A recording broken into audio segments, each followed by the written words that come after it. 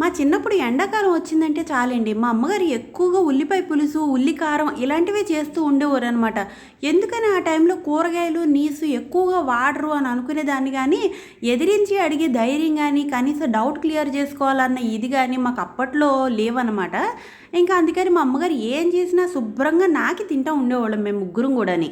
అయితే అది ఎందుకు అని అన్నది ఎదిగి ఇంత వయసు వచ్చాక ఇప్పుడు నాకు తెలుస్తుందనమాట.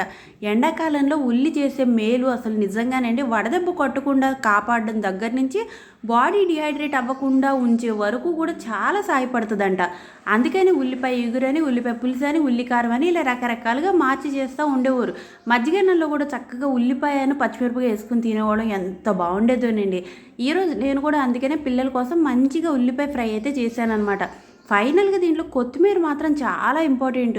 ఇప్పుడు తింటే ఉంటుందండి అసలు నిజంగా. మీలో ఎంతమందికి ఇష్టమో కమెంట్ చేయండి.